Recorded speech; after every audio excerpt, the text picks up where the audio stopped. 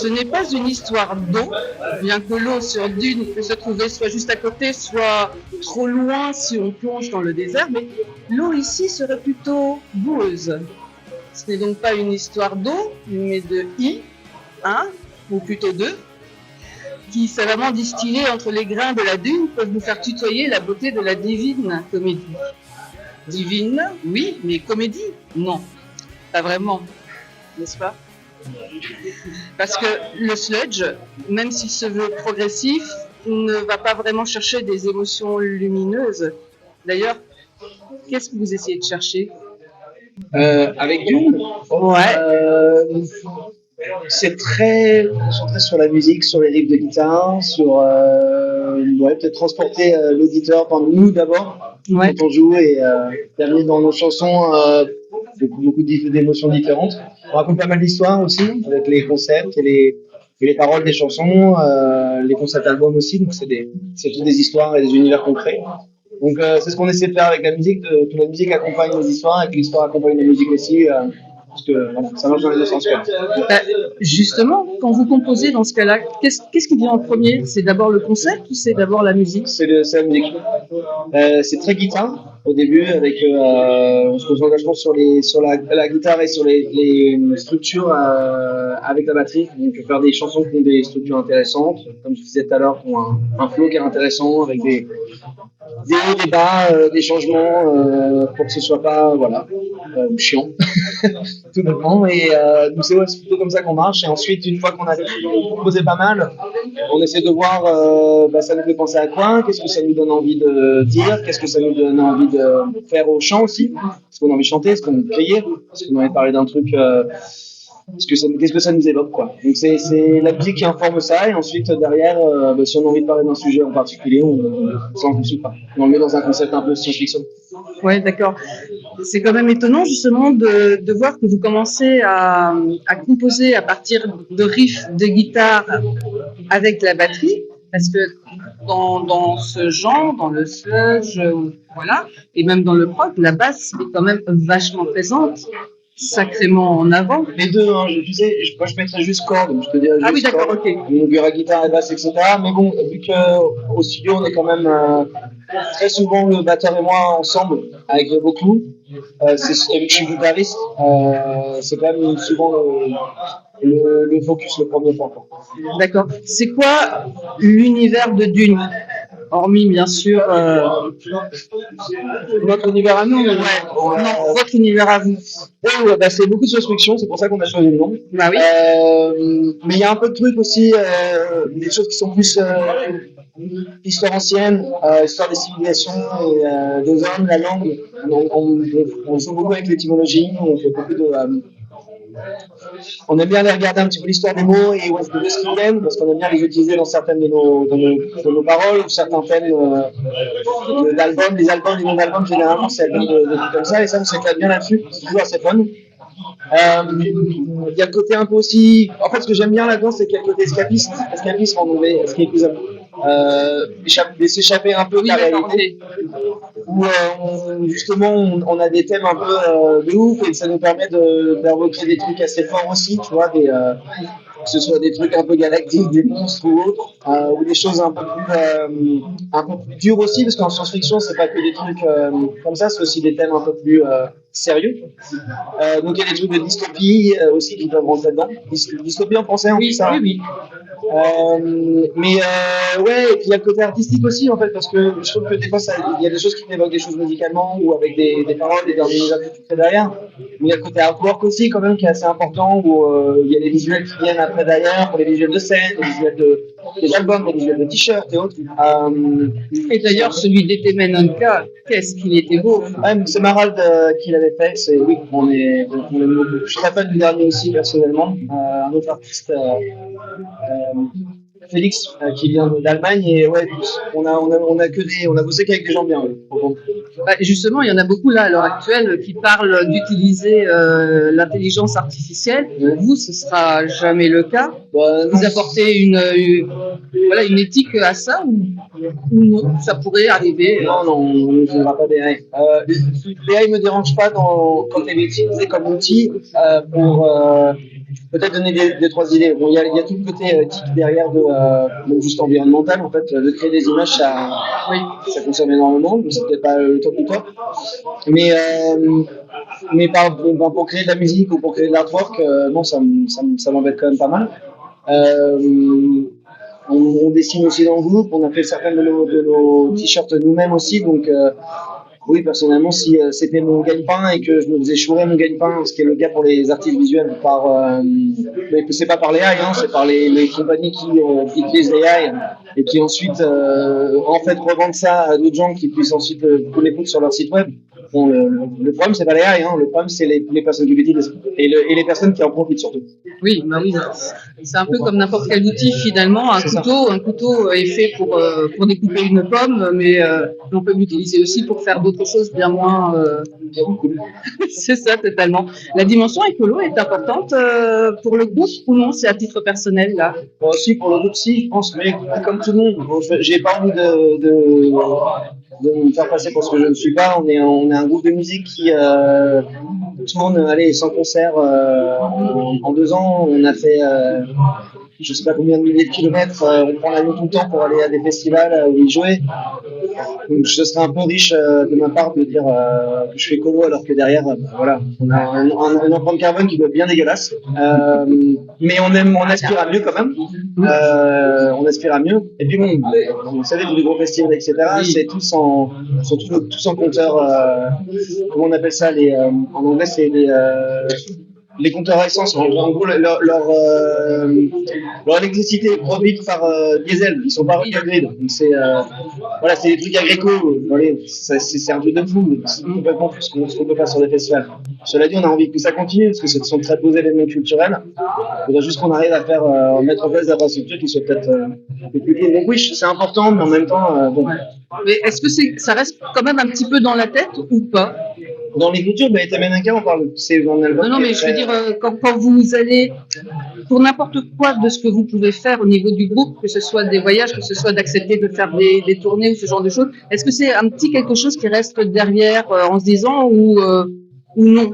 On se dit, il y aura à un moment donné, il y aura des solutions et. Non, je dois me donner bonne conscience parce que je suis devant une caméra et du coup je dis ce serait bien que ce soit comme ça, mais bien sûr que bon, je peux pas, on ne peut pas y faire grand chose. On a continué de pousser le groupe et de pousser le projet. Ouais, voilà. Mais bon, après voilà, c'est pas ça le. Je préfère que ce soit vite, bien sûr. On en a pas un petit peu marre quand on fait comme ça 100 concerts sur l'année? Si, mais en fait, oui et non. Il y a des moments difficiles, où il y a des moments où on a envie de passer un peu plus de temps avec sa famille, voir ses copains. Il y a pas mal de choses qui passent un peu à la trappe de temps en temps. Mais bon, du coup, on n'est pas obligé de faire ça tout le temps en fait. Nous, on n'est pas à temps plein, on a des boulots à côté. On a tous des copines, femmes et autres. Et du coup, je pense qu'on va se poser un petit peu après cette année. On a une grosse tournée qui arrive avec Igor en février. Ouais. Et on va se calmer après ça pendant un petit moment. On va faire les festoches et autres, quoi. Mais on va pas faire de grosses tournées pendant un petit moment parce qu'on a envie d'écrire de la nouvelle musique. On a un peu marre de faire les mêmes chansons.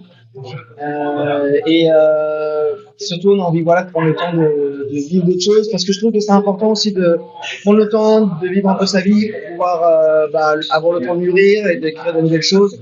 On passe pas le même album 2 fois, quoi. Donc voilà, on va prendre le temps pour le prochain album, faire les choses bien et puis on reviendra quand on sera prêt, quand on aura quelque chose à dire. Je me permets, du coup.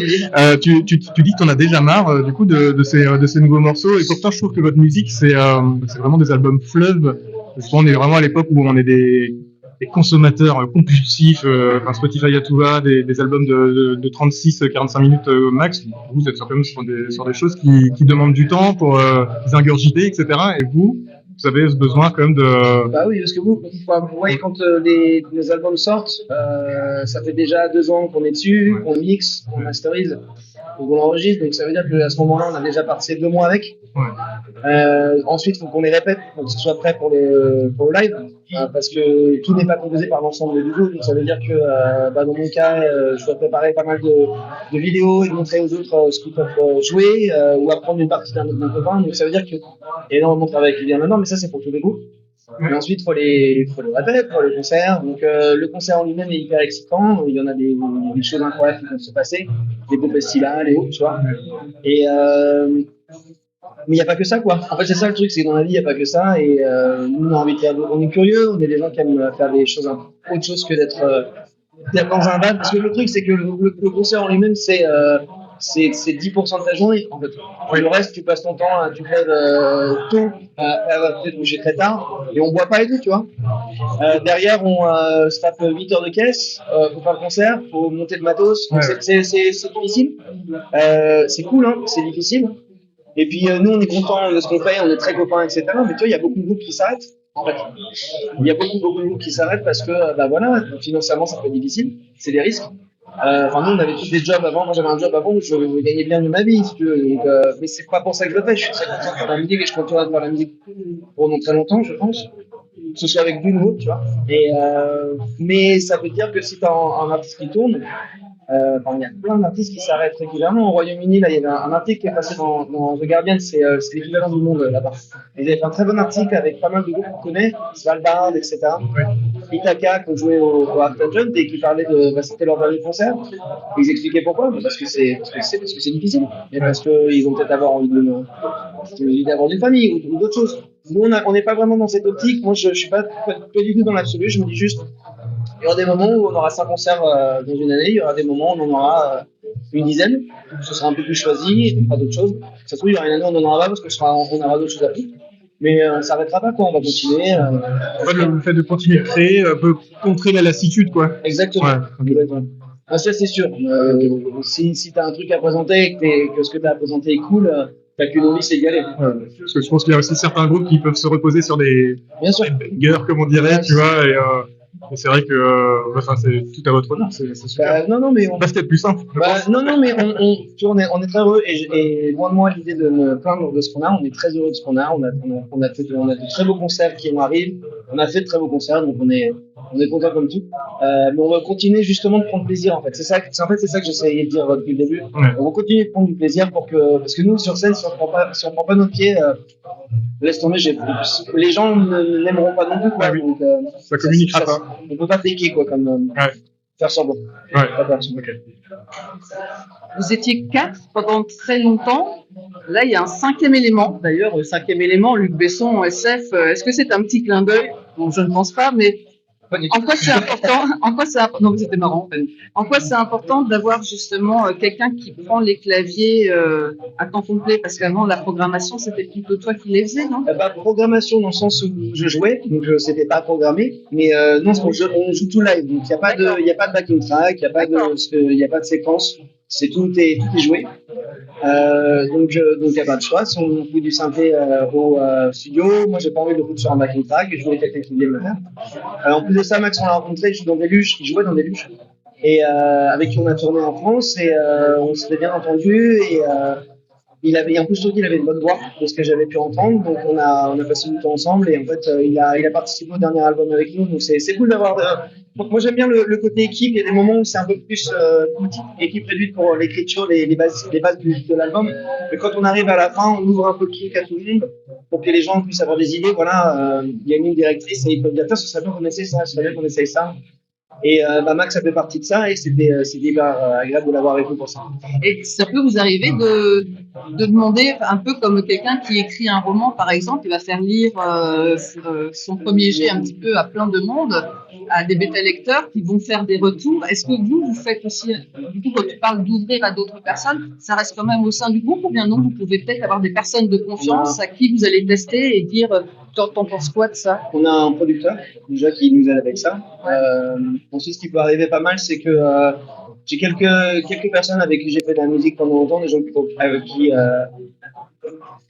dont j'ai une haute estime, et je leur demande, oui, ça peut m'arriver d'envoyer 2-3 trucs en leur disant, voilà, c'est très problème, c'est un peu des casse-têtes des fois les chansons où on a une chanson, on a un truc qui a du sens, mais il y a un truc qui manque, on n'a pas cassé le problème en fait. Et donc, des fois, j'envoie 2-3 trucs à des copains, qu'est-ce que t'en penses de ça? Et ils vont peut-être me dire un truc ou deux. Ou des fois, ils vont juste me dire, ouais, non, je pense que t'as raison, c'est la bonne direction. Et ça peut m'arriver, ça peut nous arriver de le faire. Surtout sur le mix de l'album. Le mix de l'album, ça peut être compliqué, t'en as un peu marre d'écouter le même truc à soi, tu montes un truc, tu le redescends légèrement, bref, c'est assez... Lors du ressenti, quoi, d'accueillir le ressenti de quelqu'un Ouais, de l'oreille extérieure. Ouais, c'est ça. Mais puis généralement, bon, faut faire. En fait, c'est un peu comme penser à voix haute. De temps en temps, on parle à voix haute en pensant. C'est juste pour entendre le truc et en le disant, tu te rends compte que en fait, t'as déjà ton idée en tête. Le concept de fléroma. Le néant est à la fois vide et plein. Chose infinie et éternelle, le néant n'a pas de qualité puisqu'il les a toutes. Ce plein ou ce vide, nous le nommons fléroma. En lui cesse toute pensée et toute existence puisque l'éternité et l'infini ne possèdent aucune qualité. Ça, c'est Jung qui le dit. Fléroma, c'est également la plénitude ou encore l'endroit où se retrouvent les éons. C'est également une piste de votre dernier album. Cette plénitude-là, étant donné qu'elle se retrouve en avant-dernière piste, c'était voulu de l'avoir à cet endroit-là. C'était calculé par rapport à justement. Ça fait partie du concept, mais là, le roman, on prenait comme c'était censé. Dans l'histoire de l'album, c'est des pèlerins qui, après des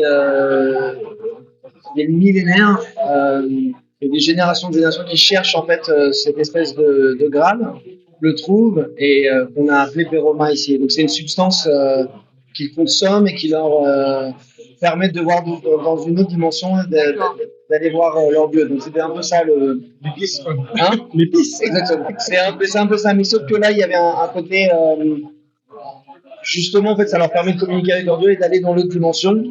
Ça se passe plutôt mal pour eux dans l'autre dimension, donc c'était un peu le concept. Donc il y a un peu de ça, mais il y a aussi beaucoup de je sais pas si vous connaissez Event Horizon. Oui. Mais c'est très simple. C'est quand ils passent dans l'autre Ça finit mal, ouais. ça finit très mal pour c'est tout ça. Est-ce qu'il y a d'autres influences en dehors, enfin, que ce soit cinématographique ou j'ai vu qu'il y avait des jeux, Dark Souls peut-être? Ouais, bien sûr. Ouais. Jeu, roman, tout y passe. Hein. Mais de toute façon, la SF, c'est pour ça que c'est cool, c'est que c'est vraiment partout. Et que ce soit cinéma, roman, littérature, manga, bande dessinée, enfin bref, c'est partout, jeux vidéo. Et donc nous, on est des grands consommateurs de tout ça. Donc bien sûr, il y a des idées qu'on prend de temps en temps, genre un jeu vidéo ou autre. Et ensuite on les met dans notre musique, donc tout y va quoi. Je suis quand même assez scotchée parce que entre les tournées, la composition, et puis vous trouvez encore le temps, voilà, de vous nourrir de toutes ces choses-là. C'est pour ça qu'il faut pas tourner en fait, c'est ce qu'on entend. C'est pour ça qu'il faut prendre le temps de pas tourner et de faire d'autres choses. Sinon, mais même de voyager en fait. Visiter les trucs, voir des belles choses, etc. C'est quand même hyper important. Mais puis de passer la vie. En fait, de penser à autre chose que la musique. Et du coup, au final, ça ouvre. Je sais plus qui c'est qui disait ça, mais moi je trouve que l'ennui, pouvoir s'ennuyer, c'est très important. Parce que si on s'ennuie pas, en fait, c'est quand je m'ennuie que je prends ma guitare, ou c'est quand je m'ennuie que je vais commencer peut-être à, je sais pas, regarder, à me renseigner sur un truc. Le groupe Bruit a samplé ça sur un. Tu connais le groupe Bruit? Ouais, je connais. Ouais. Ils ont pas samplé ça, justement, un penseur qui parle de ça. Je les ai juste vus live. Ouais. Mais je connais pas leur discographie. C'est génial de s'ennuyer, c'est un luxe de perdre son temps. Bien sûr. Et en même temps, en tournée, c'est pas le moment justement de bouffer du bouquin, T'es crevé, le ouais. du temps t'es crevé et t'as qu'une envie, c'est les gars on dort beaucoup dans le van. Ouais, ça c'est l'imaginaire des spectateurs. C'est pas, exactement. Il y a tout l'imaginaire où tu te dis ouais ils font la teuf, c'est cool, j'ai des collègues de mon ancien boulot qui disent, ils pensent que t'es avec des groupies, enfin bref, ils ont une image complètement, vieille quoi, erronée du truc. C'est pas du tout ça, c'est une taf quoi. Ouais. Il y a des moments très cool, hein. Oui. Mais il y a même des moments de voyage, en fait, tu arrives dans une ville, tu es dans ta salle de concert, si tu as le temps, peut-être que tu as du temps sur un jour off. Et généralement, c'est serré le temps et ça. Et par exemple, d'accompagner Igor, ça va pas permettre un confort peut-être un peu plus important? Eux, ils sont dans un tourbus, nous, on fait pas. Non. Mais c'est normal, hein, c'est rare de pouvoir prendre un tourbus encore. Donc non, on va se taper et c'est en février, donc on va se taper il y a quelques jours où c'est genre 8-9 heures de van. Encore une idée reçue, quoi. Ouais, exactement. Mais par contre, les salles de concert elles sont top, tu vois. Donc il y a beaucoup d'aide quand on va arriver là-bas. De ce côté-là, ça va être plutôt cool. Mais non, tant qu'on n'est pas au niveau où on peut être dans un tourbus, la tournée, ça reste quelque chose de laborieux. Là, Dune n'a pas encore joué. Tu es dans quel état d'esprit? Pour le moment, ça dépend. Je me dis juste que il y a ma famille qui est dans le coin parce que je suis du coin, moi. D'accord. Donc je vais juste aller leur faire un bisou et prendre une petite bière et ensuite me préparer. Est-ce que du coup ça te fout pas les chocottes de savoir qu'il y a peut-être des proches qui sont là plus? Un peu plus qu'un concert. Je sais pas, on a joué en Allemagne il n'y a pas longtemps, on a joué 2-3 000 personnes pour un festival. Et il y avait personne que je connaissais, du coup c'était tranquille. Et on a fait Paris il n'y a pas longtemps. Il y avait tous mes potes qui étaient là, et là j'ai plus de track. Et là ce soir, il y a mon père et ma mère. Et mon père, il est top. Mais il a tendance à pas mal me dire, ah, tu vois, cette petite partie-là, mais c'est bien, hein. Et dans cette petite partie-là, c'est cool, mais je me disais que, tu vois, il va me faire des petits retours. Donc, j'attends les retours après, avec impatience après le concert. C'est tes parents qui t'ont mis le pied à l'étrier au niveau musique, rock ou... Ouais, non, oui, plus ou moins pas avec le rock, plutôt avec la musique classique, j'étais au conservatoire, plongé. Et oui, ceux qui nous y ont mis, parce que voilà, on avait l'opportunité de le faire et je suis très reconnaissant. La musique classique, tu en avais fait peut-être des études poussées? Ouais, j'étais en cham, en classe Oui, d'accord, musique. Et j'ai arrêté en rentrant au lycée, et c'est là que j'ai commencé à. J'écoutais beaucoup de métal, je faisais beaucoup de skate, je fais toujours beaucoup de skate. Et du coup, il y a beaucoup de rock et métal ça me bottait à fond, quoi. Donc c'est comme ça que je suis rentré dedans. Et après, je me suis dit, après m'être pété le poignet en skate, je me suis acheté. Mes parents m'ont acheté une guitare et je me suis mis vraiment à la guitare. J'avais commencé avec la basse, mais en fait, j'avais envie de bouger à la guitare, j'avais envie de faire des solos et tout. Pourtant, faudrait éviter le skate en tournée pour pas se repéter le poignet. Si je continue, mais je fais gaffe. Il faut quand même vivre, hein. Sinon ça va quoi. Aujourd'hui, il y a un skatepark juste là, j'ai pas ma board et vous avez de la chance. Tiens, on voit un as de pique là. C'est une autre interview, ce mec qui a donné sa carte. D'accord. Ah, je pensais que c'était un petit message qu'il y avait peut-être le concept du prochain album ou ce genre de choses. Absolument rien à voir. Alors l'album, est-ce que c'est le concept du péché qui va arriver sur le prochain non plus? Bon. En tout cas, on te remercie beaucoup pour cette interview. Je pense que ça fait 22 minutes. Il y a Alexandre qui va venir nous dire d'arrêter, puis tu as peut-être besoin aussi de te mettre dedans et puis d'aller voir tes proches. Bon, en tout cas, merci beaucoup. Merci.